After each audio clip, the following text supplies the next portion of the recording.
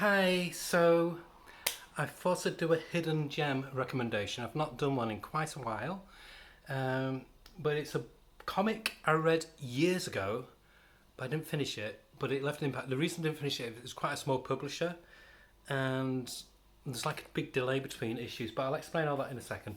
But it got re-released about at the end of 2023 as a trade paperback. So the book I want to recommend is Class War by Rob Williams, Trevor Herside, who did the Deceased series of comics back with Tom Taylor, and Trevor Foreman, who's made a name for himself now in Marvel and DC. He did Animal Man for DC. And Rob Williams, he's become predominantly now one of the main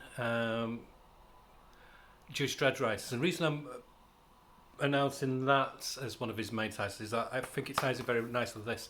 So this is Class War. It collects the 6 issues. There's no more issues after that. It was originally released by a British comic company called Comex. I read it because it's when I was on my digital tape, so it must have been about 15 years ago, if not more. And I think it was Rob Williams' first proper comics project, and definitely Trevor Hirsine's and Trevor Foreman's first like proper comic work. And why am I recommending this? So many. It's a superhero book. There's loads of superhero books. But it's a grown-up superhero book. Yeah, but there's loads of grown-up superhero books. There's The Authority. Recently, there's a Power Fantasy. There's The Boys, and so on and so on and so on. There's a difference.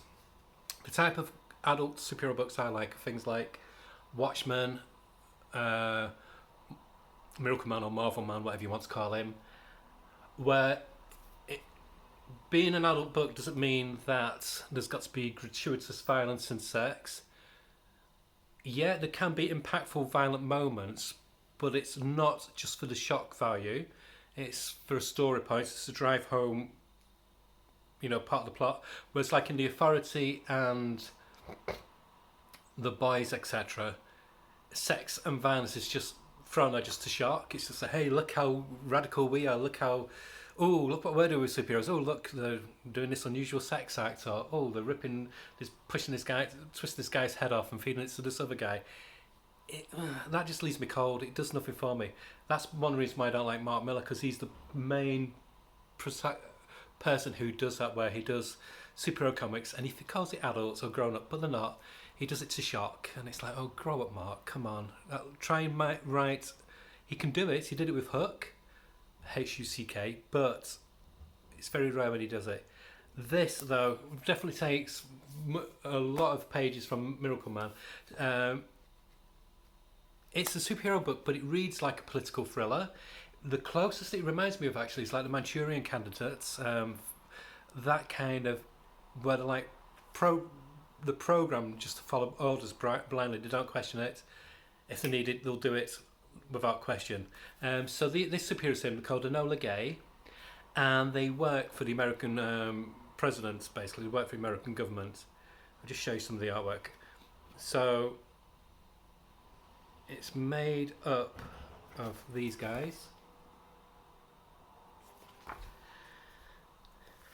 He's called the American. I forgot what all the names are now. Don't get old. So that's like a flashback to when they're on one of the missions.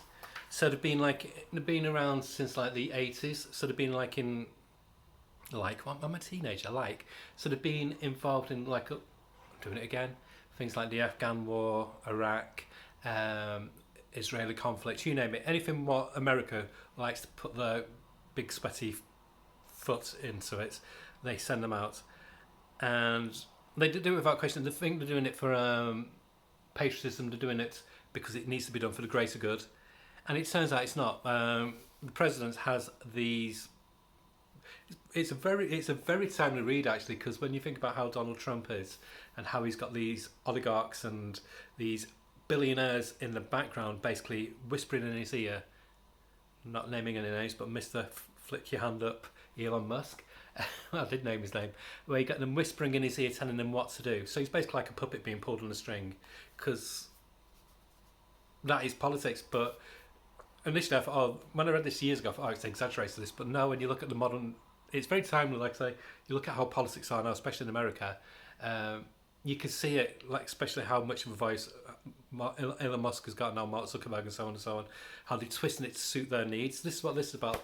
The presidency is being used by this shadowy figure of industry leaders to feed false information and to use this superior team to do these missions to carry on this false information.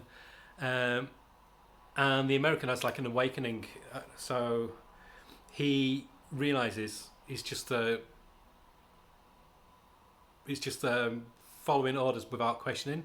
And when he questions, he realizes, hold on, this isn't true. This is false information. So the opening salvo in this book is brilliant. The artwork by Trevor Hairsine is just amazing.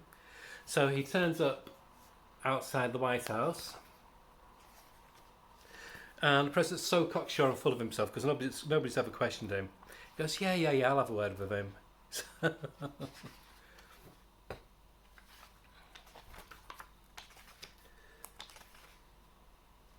let me just find this.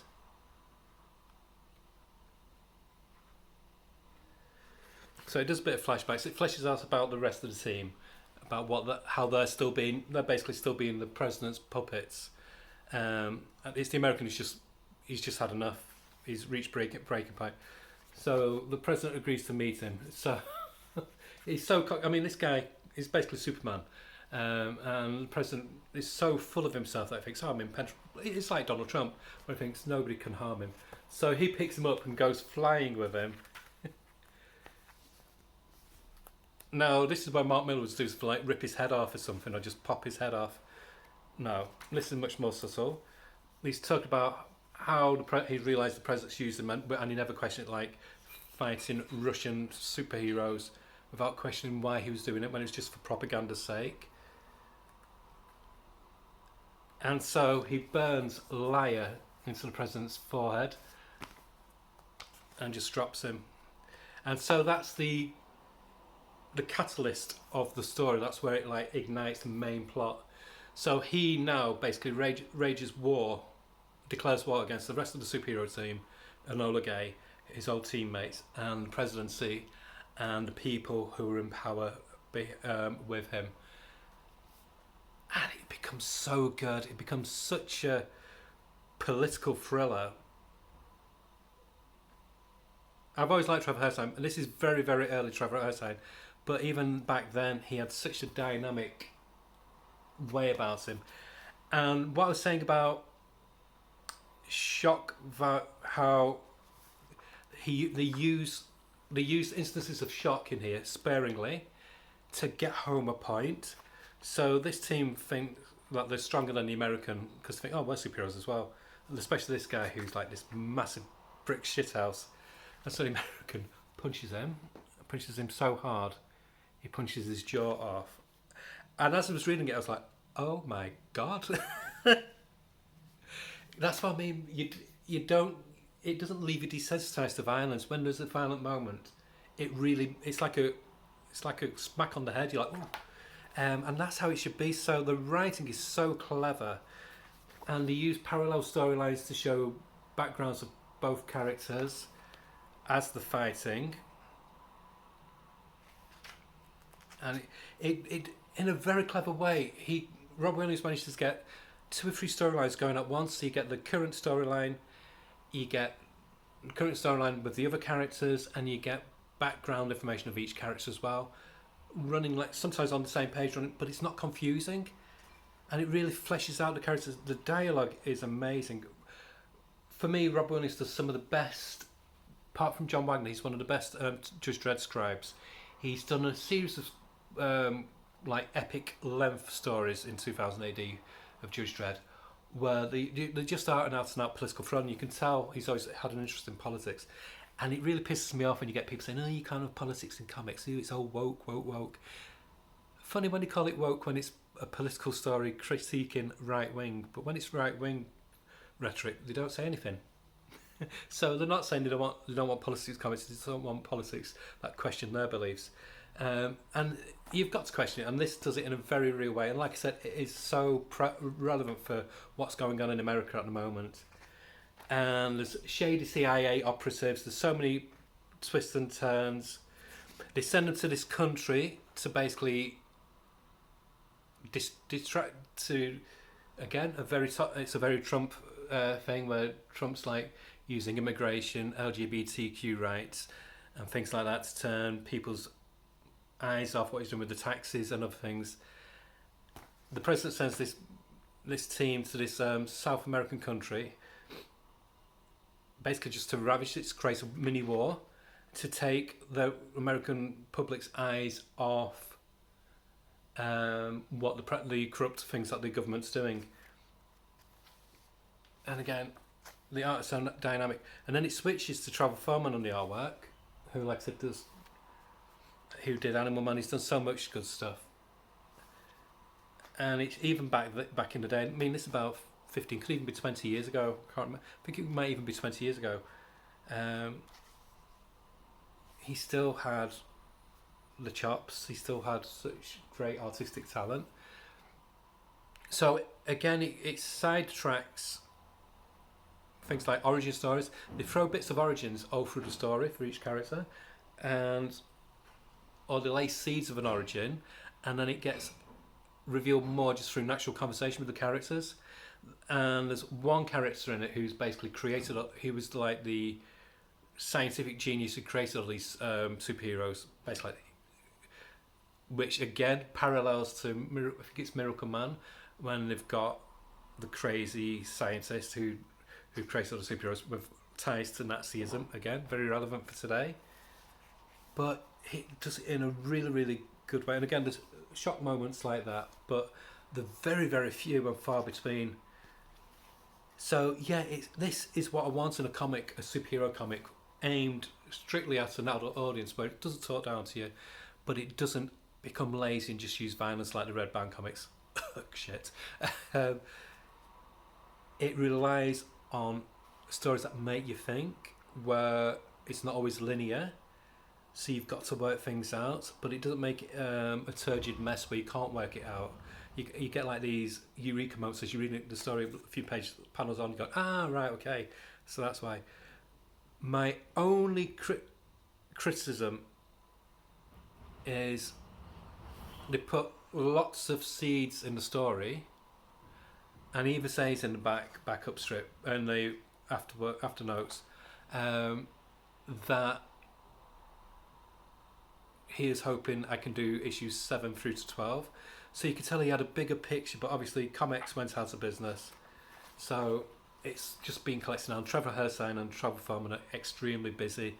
Rob Williams is extremely busy, but fingers crossed they get around to complete it. It doesn't finish in such a way where you feel dissatisfied, where you think, oh, is that it?